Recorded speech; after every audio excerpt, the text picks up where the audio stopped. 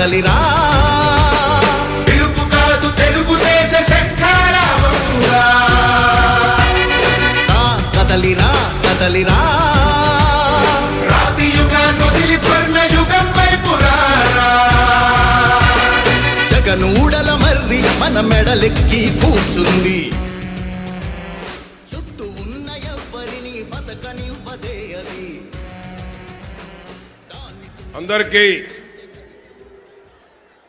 చలో చిలకలూరుపేట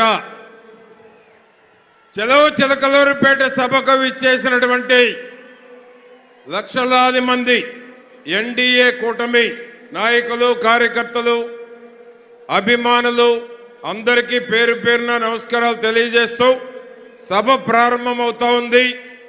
ప్రధానమంత్రి గారు రాబోయే ముందు ముఖ్యమైనటువంటి 3 పార్టీల కూటమి నుంచి నేతలు మాట్లాడతారు కాబట్టి సభని ప్రారంభిస్తూ ఉన్నాం.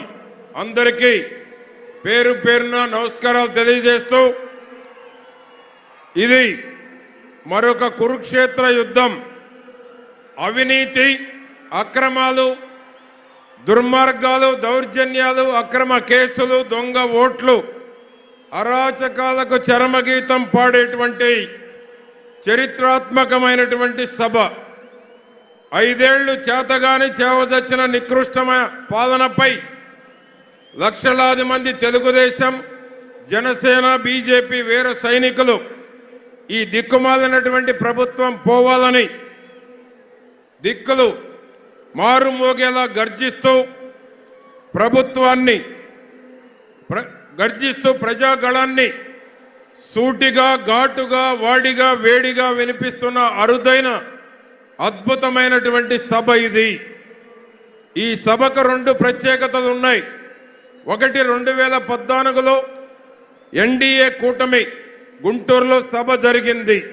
ఎందుకంటే సెంటిమెంట్గా కూడా చెప్తా ఉన్నాను, గుంటూరుకు ఉన్నటువంటి సెంటిమెంట్. రెండో సభ 2024లో తిరిగి ఓల్డ్ గుంటూరు, ఉమ్మడి గుంటూరు జిల్లాలో తిరిగి ఎన్డీఏ కూటమి ఆధ్వర్యంలో జరుగుతున్నటువంటి అతి గొప్ప సభ ఇది.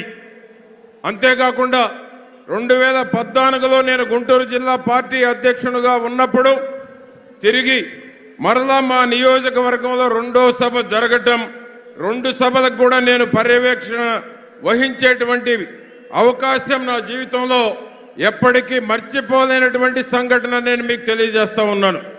ఈ సభా వేదికను పరమ పవిత్రమైనటువంటి ఆంజనేయ స్వామి దేవాలయ సమీపంలో నిర్వహించటం ఎన్డీఏ కూటమికి తొలి శుభ సూచకం. అఖండమైన మన విజయ యాత్ర కని విని ఎరుగని రీతిలో రాబోతున్న ఫలితాలకు ఇది శ్రీకారం. మహాకూటమి మాన్యులు మన దేశ ప్రధాని ధర్మరాజు అయితే తెలుగువారి ఆత్మవిశ్వాసాన్ని ప్రపంచ నలుమూల చాటి చెప్పినట్టు మన ప్రియతమ నేత, సమర్థుడైన సంక్షోభ నివారణను ప్రపంచంలో ఏ నాయకుడు చేయని విధంగా పరిష్కరించే గొప్ప పరిపాలనా దక్షుడు చంద్రబాబు నాయుడు గారు శ్రీకృష్ణుడైతే, తెలుగు చలనచిత్ర రంగంలో పవర్ స్టార్ కోట్లాది అభిమానుల ఆరాధ్య దైవమైన గొప్ప నటుడు జనసేన సారథి శ్రీ పవన్ కళ్యాణ్ అర్జునుడు. ఈ ముగ్గురి అపురూపమైనటువంటి కలయిక తిరుగులేని విజయానికి జయభేరి. కురుక్షేత్ర యుద్ధంలో కృష్ణార్జున రథంపై ఉన్న జెండాలో ఉన్నది సాక్షాత్తు ఆంజనేయ స్వామి. అనితర సాధ్యమైన ఈ సభ జరుగుతున్న ప్రదేశం శ్రీ ప్రసన్నాంజనేయ స్వామి ఉన్న పరమ పవిత్రమైనటువంటి నేల. అందుకే మనకే విజయం, మనదే విజయం. స్వామివారి ఆశీస్సులతో జూన్ 4 వెలువడే ఫలితాలతో మనదే అపూర్వమైనటువంటి జయం, విజయం. ఈ సభకు